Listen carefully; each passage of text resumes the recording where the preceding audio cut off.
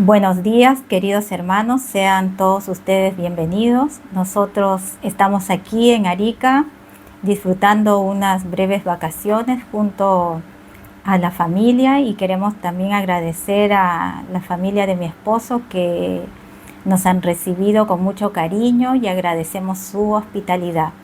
Y también mandarles saludos a todos nuestros hermanos que también están disfrutando de sus vacaciones.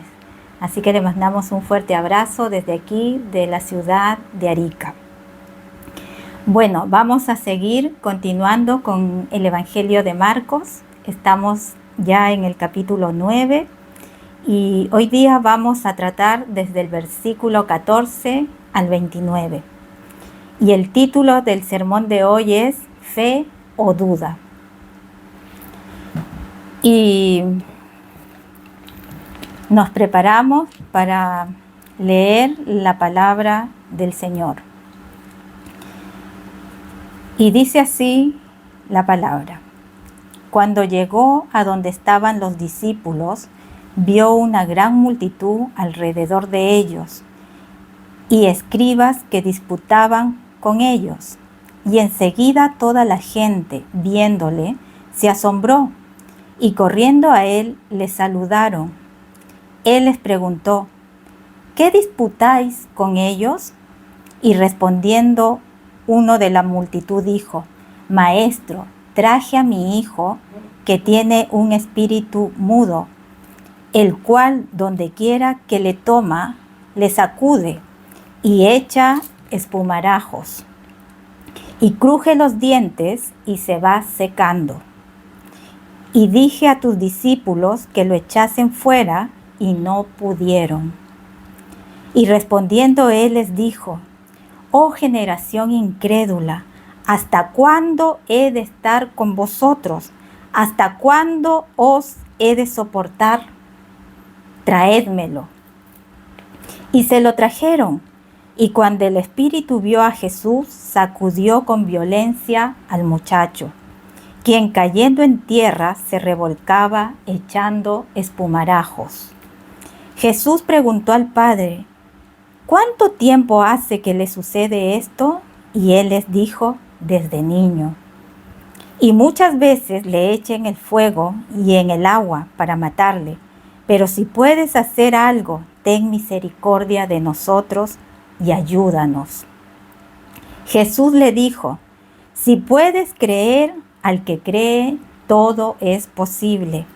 E inmediatamente el padre del muchacho clamó y dijo, creo, ayuda mi incredulidad. Y cuando Jesús vio que la multitud se agolpaba, reprendió al espíritu inmundo, diciéndole, espíritu mudo y sordo, yo te mando, sal de él y no entres más en él. Entonces el espíritu, clamando y sacudiéndole con violencia, salió y quedó como muerto. De modo que muchos decían, está muerto. Pero Jesús, tomándole de la mano, le enderezó y se levantó. Cuando él entró en casa, sus discípulos le preguntaron aparte, ¿por qué nosotros no pudimos echarle fuera? Y les dijo, este género con nada puede salir sino con oración y ayuno. Hasta ahí la palabra del Señor. Padre del cielo, te queremos agradecer el que hayas dejado tu palabra, la cual es hermosa, la cual nos edifica, para cada día ser mejores cristianos, para cada día parecernos más a ti.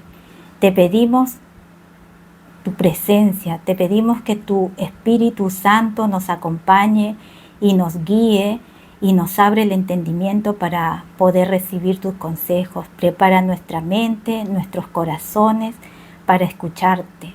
Para nosotros es un agrado, es un olor grato poder escucharte.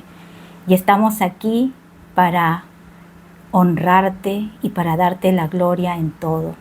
Gracias, Señor. Amén.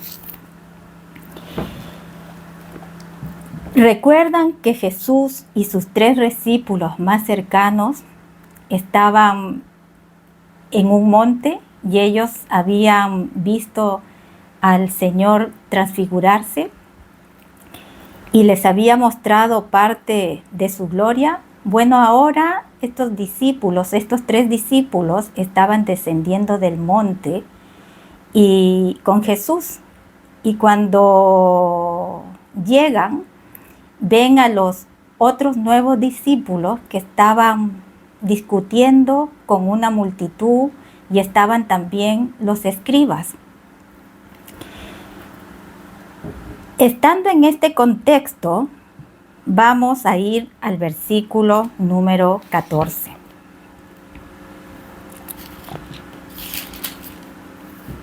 Y dice: cuando llegó a donde estaban los discípulos, vio una gran multitud alrededor de ellos y escribas que disputaban con ellos.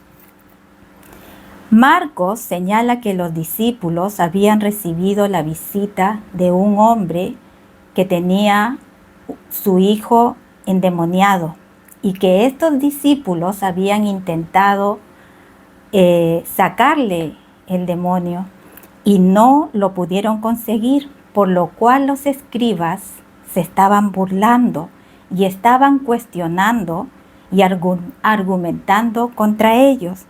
Y les decían: ¿por qué no lo pueden sanar? Me imagino la multitud rodeando a los discípulos y murmurando diciendo: estos deben ser unos charlatanes, unos mentirosos, unos embusteros. Si estos son así, su maestro, que es Jesús, debe ser igual, un charlatán. Sabemos que los escribas no desperdiciaban oportunidad para desacreditar a nuestro Señor Jesucristo. ¿Qué es lo que podemos observar aquí?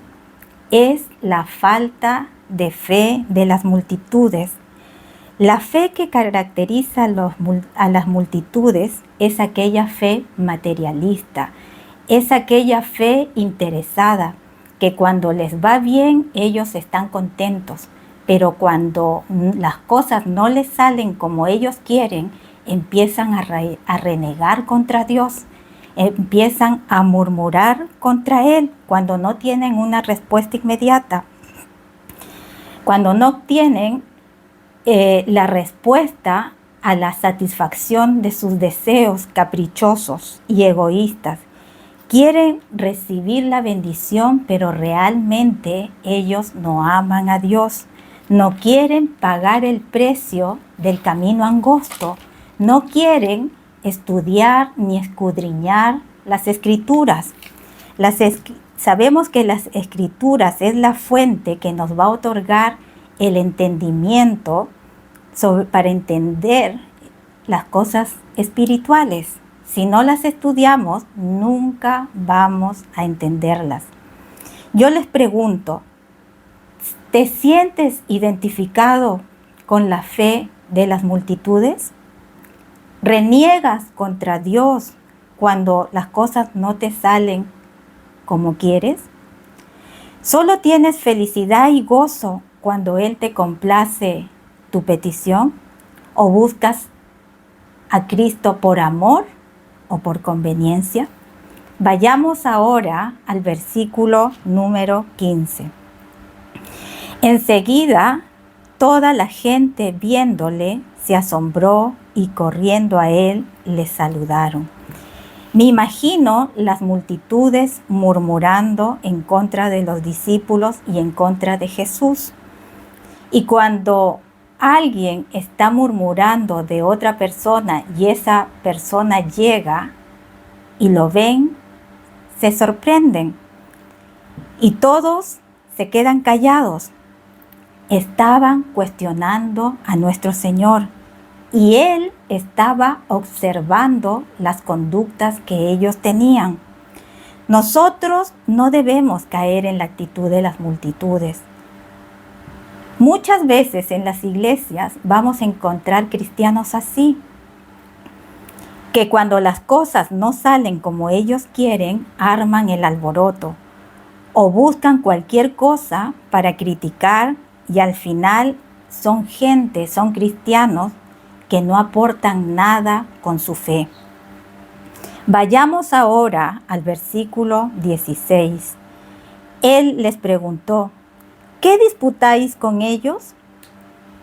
Jesús llega y empieza a preguntar, ¿qué disputáis con ellos? ¿Cuál es el problema de este conflicto? Y en el versículo 17 dice, y respondiendo uno de la multitud dijo, Maestro, traje a ti mi hijo que tiene un espíritu mudo.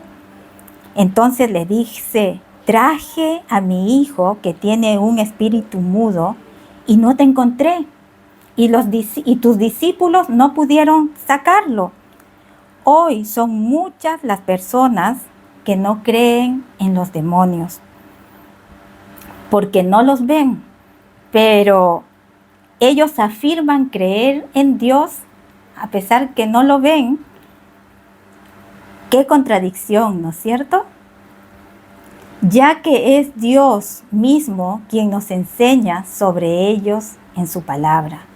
Si negamos la existencia de los demonios, nos encontraremos con multitud de situaciones y circunstancias que no tendrán respuestas y no sabremos explicarlas.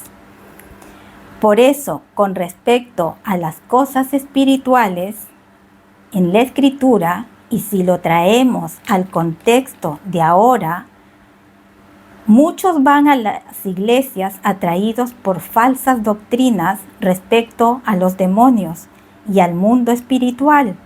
Por ejemplo, hay iglesias que solo ponen énfasis en esto de los demonios o de echar fuera demonios.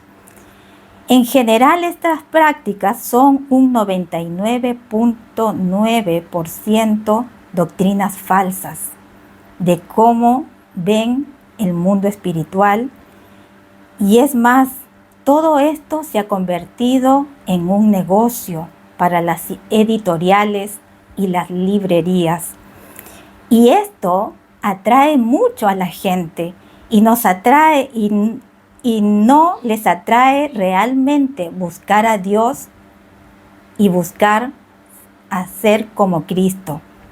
Detrás de todo esto hay una industria que ha creado una verdadera teología de falsas doctrinas sobre los demonios y sobre la guerra espiritual.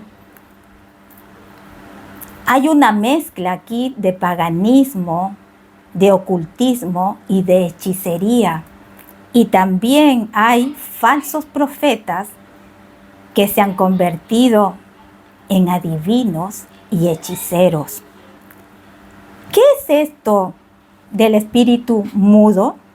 Este joven, desde su niñez, había tenido un demonio que le impedía hablar y escuchar. Los demonios no solo te atacan mentalmente, sino también físicamente. Te pueden ir deteriorando el cuerpo hasta destruirte y matarte. Y eso es lo que Satanás quiere, destruirte y matarte para que no conozcas, para que no llegues a conocer la verdad y para que no llegues a conocer a Cristo. Este joven estaba sufriendo mentalmente, físicamente y espiritualmente. Vayamos ahora al versículo 18. El cual donde quiera que le toma, le sacude y echa espumarajos y cruje los dientes y se va secando. Y dije a tus discípulos que lo echasen fuera y no pudieron. Podemos observar que el demonio tiene el control de este joven. Este demonio no solo lo tiraba al suelo, sino que también lo hacía echar espumarajos y le crujían los dientes como respuesta al dolor. Seguramente Este demonio sacudía cada vez más fuerte a este joven. Imagínate cómo se sentía este padre al ver a su hijo así, cada vez más destruido, y este padre decide traerlo a Jesucristo. Hay quienes quieren ver aquí una manifestación epiléptica, pero se sabe que la epilepsia es un trastorno de la salud. Es una lesión que afecta el cerebro, aunque también hay otro tipo de epilepsia que no se conoce su causa y es llamada la epilepsia idiopática. Y esta pudiera ser debida a la actividad demoníaca. Bajo ningún concepto nosotros podemos darnos de médicos al diagnosticar una epilepsia. ¿Por qué? Porque son necesarias muchas pruebas, muchos exámenes para decir si es o no epilepsia. Si la ciencia no encuentra la causa, no podrá sanarlo. Por lo cual en estos casos nosotros podremos orar y Dios nos revelará si hay o no hay demonios. Debemos tener cuidado de no ir por ahí viendo demonios hasta en la sopa. Esto sería un error tremendo, pero negar la existencia de los demonios sería un terrible error, por cuanto la palabra es clara al respecto. Existen los demonios y quieren perjudicarnos, así que nos vale más saber del tema para poder protegernos del mal y poder ayudar a otros que estén en una situación así como la de este joven. Esta es una historia real, no es algo inventado. Esto sucedió. En Mateo 17:15 dice que este joven era como lunático. Vayamos a Mateo 17:15. Vayamos a Mateo 17:15. Y dice: Señor, ten misericordia de mi hijo que es lunático y padece muchísimo, porque muchas veces cae en el fuego y muchas en el agua. Se refieren a este joven aquí en Mateo como lunático. En la antigüedad había la creencia que con los cambios de luna las personas tenían cambios en su comportamiento, y a veces esos cambios de luna eran tan influyentes que las personas podían volverse locos. Por eso les dicen lunáticos. Pero aquí sabemos que no se trata de la luna ni de la epilepsia. Aquí estamos viendo un caso de un demonio que quiere destruir a un joven. Ahora vayamos al versículo 19. Y dice: y respondiendo él les dijo: oh generación incrédula, ¿hasta cuándo he de estar con vosotros? ¿Hasta cuándo os he de soportar? Traédmelo. Son palabras fuertes de nuestro Señor. ¿A quién creen ustedes que les estaba hablando? Y les dice incrédulos. No se puede referir a las multitudes, porque sabemos que las multitudes tenían una fe interesada, una fe falsa. Y tampoco se puede referir a los escribas, ya que ellos odiaban al Señor. Aquí les está hablando a sus discípulos. Si leemos este versículo, diríamos: ¿qué pasó con el amor de Jesús? ¿Por qué tanta dureza en sus palabras? Estos versículos nos ayudan a conocer más el carácter de nuestro Señor, porque muchas veces hemos creado una imagen de un Jesucristo bonachón, de un Jesucristo permisivo, un Jesucristo que habla suavecito. Sabemos que Jesús es tierno y amoroso y es como un cordero, pero también cuando Él se enoja o se aira, es de carácter fuerte para reprender. Por ejemplo, ¿se acuerdan la actitud que Él tomó a los ladrones del templo y cómo tumbó sus mesas? Ahí vimos cómo era el Señor cuando se enojaba. Esta es una indignación santa ante tal grado de incredulidad. El Señor ha hecho de todo para mostrarle que es el Dios Todopoderoso y ellos siguen en su incredulidad. No solo la multitud, no solo los escribas ni los discípulos eran incrédulos, sino también nosotros ahora somos así, que no creemos a Dios, que no confiamos en Él. Y el Señor les dice: ¿hasta cuándo os he de soportar? Y a pesar de eso, le dicen: traedme a ese joven. Versículo 20. Y se lo trajeron, y cuando el espíritu vio a Jesús, sacudió con violencia al muchacho, quien cayendo en tierra se revolcaba echando espumarajos. Este demonio había tratado de destruir la vida de este joven. De múltiples maneras lo sacudía para que muriera y debido a sus convulsiones caía al fuego y al agua. Podemos ver esto en Mateo 17:15, que es un versículo paralelo. Sabemos que Cristo es el único que tiene la autoridad y el poder para liberar a cualquiera que esté sufriendo de un ataque demoníaco. Leamos Lucas 4, del 8 al 19. Lucas 4,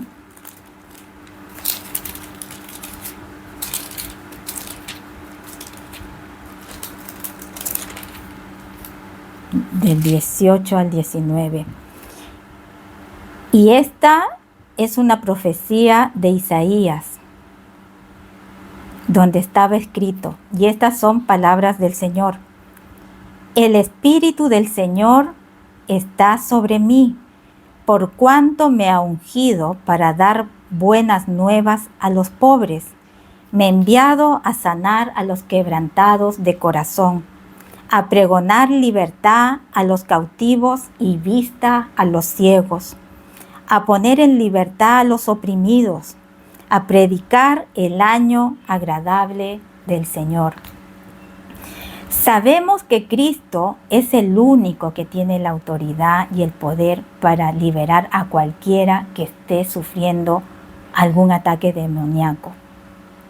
Él es el único que puede liberar a los oprimidos y llevarle las buenas nuevas o buenas noticias y anunciar la libertad a los presos.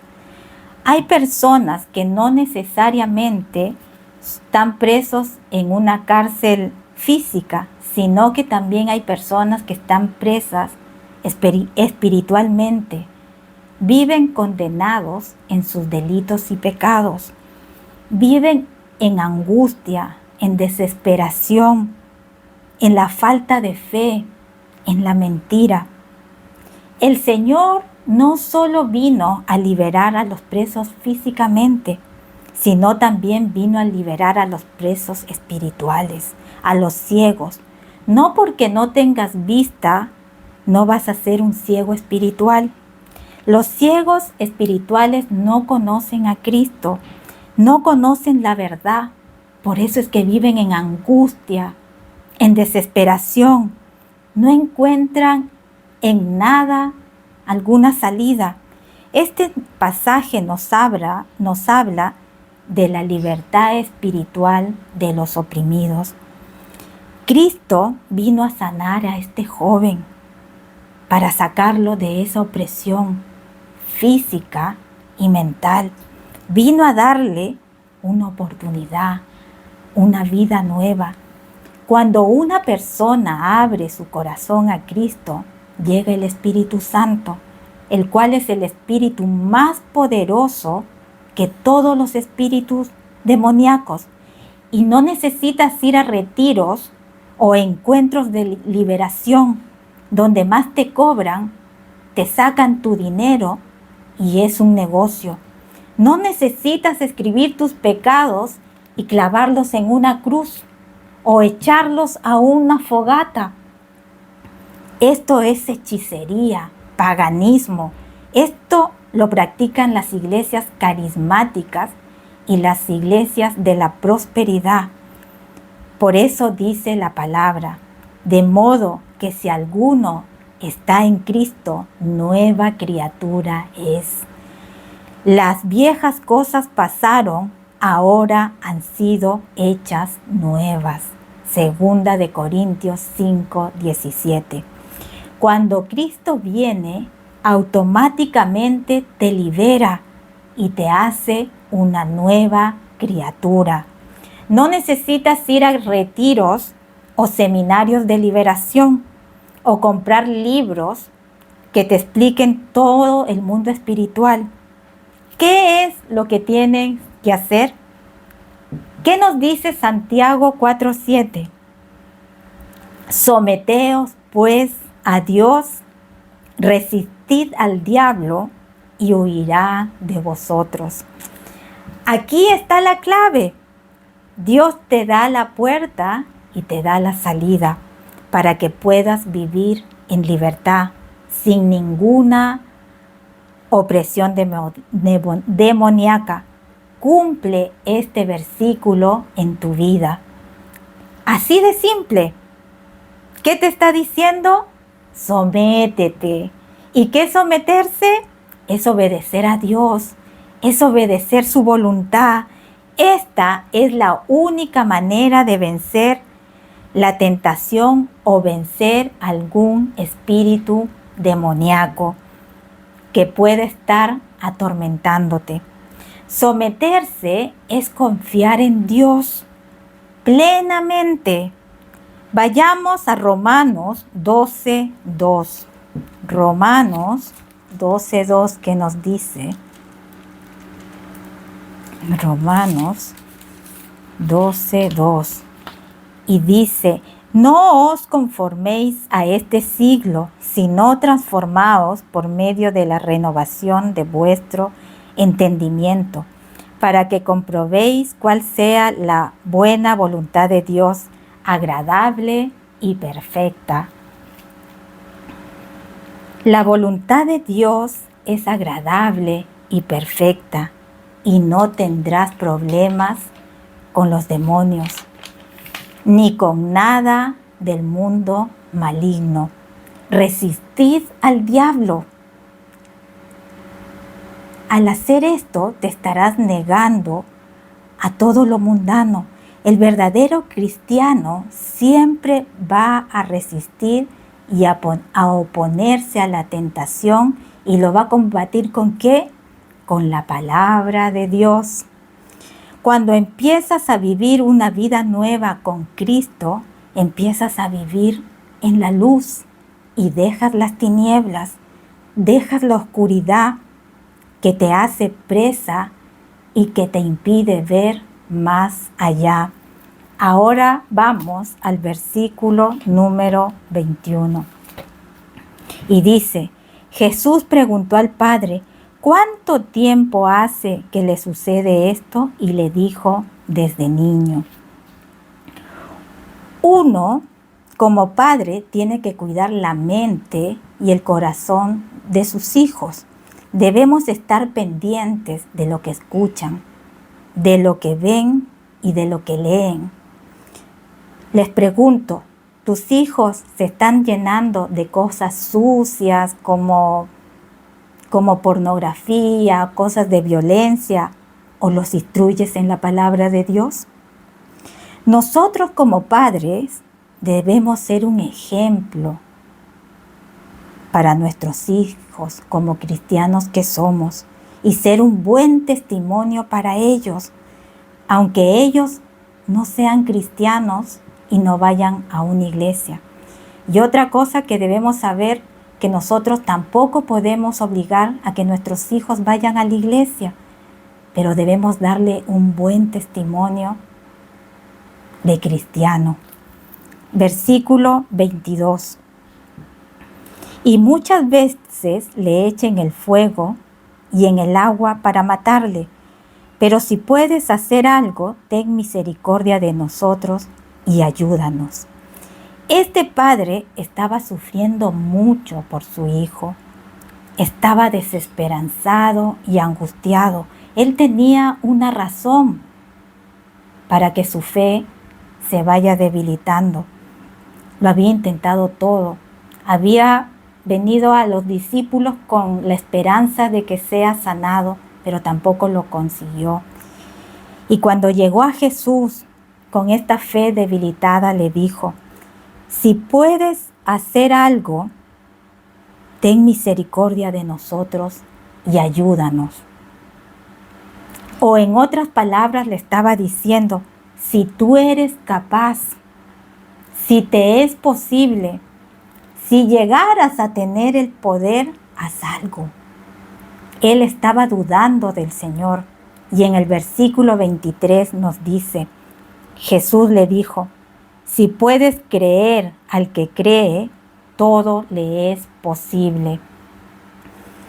El Señor con esta respuesta está fortaleciendo la fe de este hombre y le dice: yo soy el Dios omnipotente y para mí nada es imposible. La pregunta no es que si yo puedo, la pregunta es si tú crees. Y le dice: al que cree, todo es posible. Si venimos con una fe verdadera que es conforme a la voluntad de Dios, podemos estar confiados que obtendremos una respuesta. Este pasaje además nos enseña que podemos vencer las fuerzas del mal por medio de la fe. Y si la fe nos falta, podemos acudir al Señor, quien nos dará la victoria, porque para Dios nada hay imposible.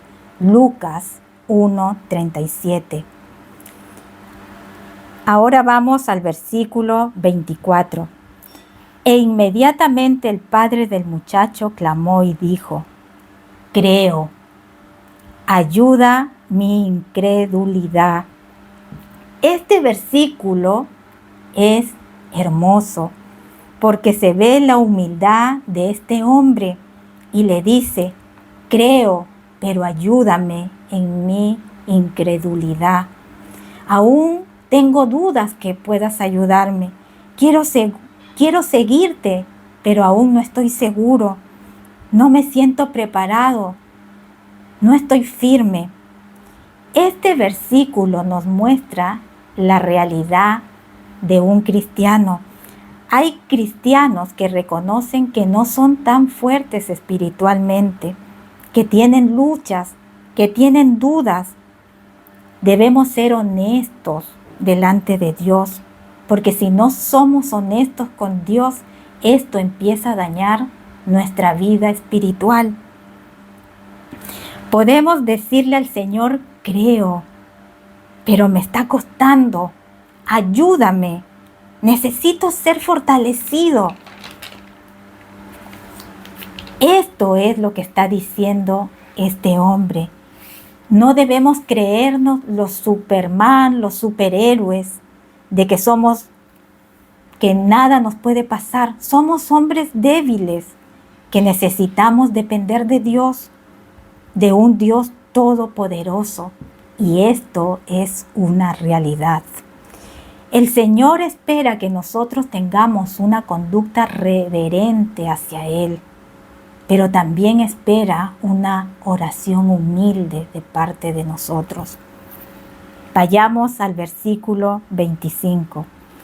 Y cuando Jesús vio que la multitud se agolpaba, reprendió al espíritu inmundo, diciéndole: Espíritu mudo y sordo, yo te mando, sal de él y no entres más en él. El Señor con toda autoridad y poder le dice: sal de él y no entres más. Versículo 26. Entonces el espíritu, clamando y sacudiéndole con violencia, salió y él quedó como muerto, de modo que muchos decían: está muerto. Me imagino qué dirían los escribas cuando vieron a este joven como muerto. Se reirían, dirían: en vez de mejorarlo, lo empeoró. Pero ¿qué nos dice el versículo 27? Pero Jesús, tomándole de la mano, lo enderezó y se levantó. Bendito sea el Señor. Nada hay imposible para él. Versículo 28 y 29. Cuando él entró en casa, sus discípulos le preguntaron aparte: ¿por qué nosotros no pudimos echarle fuera? Y les dijo: este género con nada puede salir sino con oración y ayuno. Los discípulos le preguntaron: ¿por qué nosotros no pudimos sacar el demonio? Porque sabemos que tú siempre nos respaldabas cuando hacíamos estas cosas. Vayamos a Marcos 6, 7. ¿Se acuerdan cuando Jesús les dio la autoridad para que echaran los demonios? ¿Qué nos dice Marcos 6, 7? Dice: después llamó a los 12 y comenzó a enviarlos de 2 en 2 y les dio autoridad sobre los espíritus inmundos.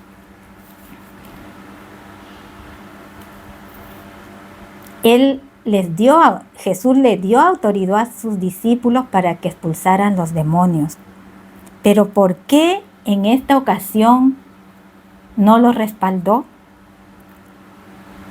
Y en esta ocasión ellos fueron humillados. Estos hombres se estaban debilitando en su vida de oración. No tenían una oración continua. Estaban confiando en ellos mismos. Estaban confiando en el respaldo que el Señor les había dado hace un tiempo. Y pensaban que podían mantenerse en sus propias fuerzas, que ya no era necesario depender de Dios. Nadie puede conseguir nada de Dios si no tienen una verdadera comunión con Él. De ahí es la oración y lo del ayuno, prácticas que te deben mantener cerca a nuestro Creador. El Señor les recordó que tienen que estar dependiendo siempre de Él. Él no quería que los discípulos se enorgullecieran o se jactaran por lo que hacían, y por eso permitió que fueran humillados, porque la palabra de Dios dice que al orgulloso lo ve de lejos, pero al humilde lo respalda, lo escucha. La oración es clave para que el Señor intervenga hoy en medio de nosotros. Y también no deja que le robemos la gloria a Dios, porque dependemos de Él. Porque cuando oramos y suplicamos al Señor que haga algo y Él contesta favorablemente, decimos: gracias, Señor. Gloria a Dios porque contestaste mis oraciones. Y si la respuesta es no, también decimos gloria a Dios, porque si fue un no, es porque no era lo mejor para nosotros. Y Dios es sabio y sabe qué es lo que nos conviene y qué es lo que no nos conviene. Confiemos en su bondad y en su sabiduría.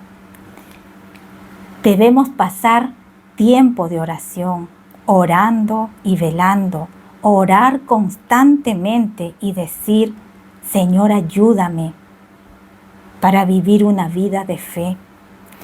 Antes de hacer un servicio, como preparar un sermón o realizar una consejería, o cuando vamos a predicarle a alguna persona, debemos orar antes para que Dios intervenga y nos respalde. Como reflexión, esta lección te ayudará a examinar tu fe en el Señor y a buscar revelación sobre cómo puedes fortalecer la verdadera fe. Es que tú puedas dar pasitos de fe y a medida que tú vas avanzando es cuando Dios aumenta tu fe. Para entender esto, vamos a Mateo 17, del 19 al 20. Mateo 17,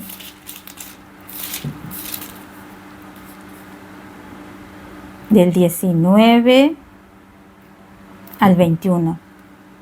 Viniendo entonces los discípulos a Jesús aparte, dijeron, ¿por qué nosotros no pudimos echarlo afuera? Se refiere a los demonios. Jesús les dijo, por vuestra poca fe, porque de cierto os digo que si tuvieras fe como un grano de mostaza, diréis a este monte, pásate de aquí allá y se pasará, y nada os será imposible. Pero este género no sale sino con oración y ayuno. La fe es como un granito de mostaza que luego va creciendo. Es lo mismo que dar pasitos de fe. Tu fe puede llegar a ser un gran árbol gigante, pero tienes que empezar de a poquitito aumentando tu fe. Si das un paso de fe, tu fe aumenta. Das otro pasito de fe, va aumentando cada vez más. Y así funciona la fe verdadera. Les pregunto, ¿serás un cristiano que está dudando o tienes tu fe fortalecida en el Señor? ¿Tu fe será una fe que crece en las circunstancias adversas o serás el que siempre está dudando, entendiendo que para Dios nada hay imposible? Escrito está, si algo pidiereis en mi nombre, yo lo haré. Juan 14, 14. Te animo a que seas un cristiano con una fe sincera, que cuando veas que tu fe se está apagando o debilitando, puedas ser como este padre que fue humilde y en oración le puedas pedir, Dios, aumenta mi fe, especialmente para pedir por las peticiones de tu prójimo y de los demás. La fe no es solo que Dios supla todos tus asuntos personales, sino también que sirva para bendecir a otros. ¿Creerás firmemente que Dios puede ayudarte en las situaciones difíciles o serás un incrédulo? Oremos, hermanos, para que Dios nos ayude a entender el mundo espiritual, para que no temamos. Demos gracias a Dios por darnos esta lección de vida en la que nos muestra su amor, su misericordia para con nosotros, para con todos los que padecen por las fuerzas del mal, porque Él nos promete que nos librará de la opresión, de la maldad. Pidamos al Señor la fe necesaria para crecer en su palabra, de tal modo que podamos vivir en libertad espiritual y ser instrumentos en sus manos para poder ayudar a otros que están oprimidos como este joven. Y también para que el Señor nos ayude para no caer en el orgullo, en la jactancia y ser siempre humildes y reconocer que sin Él no somos nada. Oremos, hermanos. Padre del cielo, te damos muchas gracias porque el día de hoy nos hablaste. Gracias por ser un Padre bondadoso, misericordioso, que cuando ves al hombre oprimido, tanto física como mentalmente, vienes al rescate, Padre. Hay mucha gente que está sufriendo opresión demoníaca y a pesar de que le hablamos de ti, no se niegan a creerte. Señor, yo te pido que puedas abrir sus ojos, su entendimiento para que puedan recibirte, Señor. Ayúdanos, Señor, a no creernos porque estamos en tus caminos, a no creernos orgullosos o que queramos jactarnos por lo que creemos. Danos humildad, Señor, que tanto la necesitamos. Te pedimos también que aumentes nuestra fe, que nuestra confianza plena esté en ti, porque dependemos de ti, de tu misericordia, de tu amor. Sabemos que tú eres un Dios tierno y amoroso, pero también eres un Dios que se enoja cuando ve tanta incredulidad. Ayúdanos a vencer nuestra incredulidad, a ser temerosos y a desesperarnos en circunstancias adversas. Danos fuerza, fortalécenos, Señor. Te agradecemos este mensaje y te damos toda la gloria. Señor, te lo pedimos en el nombre de tu Hijo Jesús. Amén. Gracias, Señor.